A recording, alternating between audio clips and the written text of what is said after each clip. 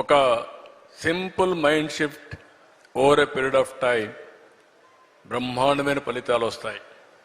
అలాంటి ఫలితాలు వచ్చినప్పుడు దానికి ఎక్కడా లేనటువంటి రిజల్ట్స్ కూడా వస్తూ ఉంటాయి. ఈరోజు మీరు చూస్తున్నారు, ప్రధానమంత్రి గారు 11 సంవత్సరాలు ఏదైతే నరేంద్ర మోడీ గారు ప్రధానమంత్రి అయిన తర్వాత భారతదేశానికి ఒక సుస్థిరమైన ప్రభుత్వం వచ్చింది. ఈరోజు వికసిత్ భారత్ 2047 తయారు చేసిన తర్వాత 10వ ఆర్థిక వ్యవస్థగా ఉన్న ఈ దేశం 5వ ఆర్థిక వ్యవస్థగా తయారైంది. రాబోయే 2-3 సంవత్సరాల్లో 3వ ఆర్థిక వ్యవస్థగా తయారవుతుంది. ఆ తర్వాత 2047కి 1 కానీ 2 కానీ ఉంటాం. అలాంటి సమయంలో నిన్న జరిగినటువంటి సంఘటన చాలా బాధాకరం. ఏదైతే పహల్గామ్లో మీరు చూసినప్పుడు టెర్రరిస్టులు అటాక్ చేసి 25 మంది చంపేశారు. అంటే దీన్ని బట్టి చూస్తే దేశం సుస్థిరంగా ముందుకు పోతా ఉన్నప్పుడు అస్థిర పరిస్థితులు తీసుకురావాలని ప్రయత్నం చేస్తున్నారు.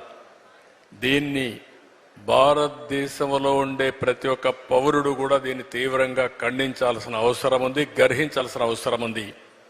నిన్ననే నేను ఎవరైతే చంద్రమౌళి డెడ్ బాడీని తీసుకొస్తే నేను వెళ్ళి రిసీవ్ చేసుకున్నాను.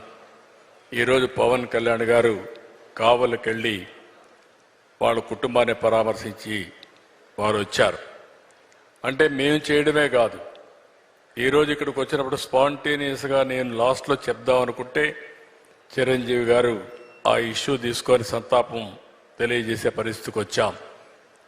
ఈ విధంగా ప్రతి ఒక్కరూ బాధ్యతగా తీసుకొని దేశ సమగ్రతకు ముప్పు వచ్చినప్పుడు కానీ ఇలాంటి వ్యక్తులు ఎవరైనా ఈ దేశంలో ఇలాంటి అరాచకాలు చేసినప్పుడు ఖండించడమే కాకుండా భారతదేశ ప్రభుత్వానికి ప్రధానమంత్రి నరేంద్ర మోడీ గారికి పూర్తిగా సంఘీభావాన్ని తెలియజేయాల్సిన బాధ్యత మనందరిపైన ఉందని చెప్పి కూడా నేను మీకు తెలియజేసుకుంటూ, ఈ ఇన్స్టిట్యూట్ నుంచి మీరు అందరూ ఉన్నారు, ఎక్కడికక్కడ ప్రజా చైతన్యం కూడా చాలా ముఖ్యం.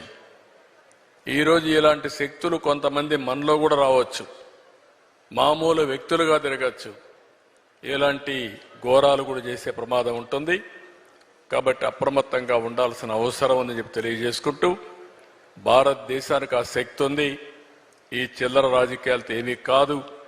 అందుకే నిన్న కేంద్రం చాలా స్పష్టంగా చెప్పారు, ఏదైతే ఇలాంటి సంఘటన చేసిన వారిని ప్రపంచమే ఆశ్చర్యపోయే విధంగా ట్రీట్ చేస్తామని చాలా గట్టిగా చెప్పారు. అది భారతదేశం యొక్క శక్తి అని చెప్పి కూడా నేను మీకు తెలియజేస్తున్నా.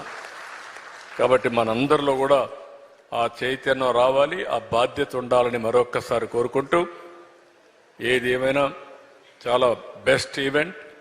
నువ్వు అప్పుడప్పుడు వీలైనప్పుడంతా వస్తూ ఉండమ్మా, నువ్వు బెస్ట్ ఎగ్జాంపుల్. నువ్వు మొన్నటి వరకు నిన్ను చూస్తే వారు చెప్పినట్టు కాన్ఫిడెన్స్ ఉండేది కాదు. నేను కూడా చిన్న పిల్లలు అనుకునేవాడిని, ఇంకా వీళ్ళని ఎదుగుతున్నారు అనుకున్నాను. ఈరోజు నువ్వు మారడమే కాకుండా 10 మందిని మార్చే శక్తి నీకు వచ్చిందంటే ఎక్సలెంట్.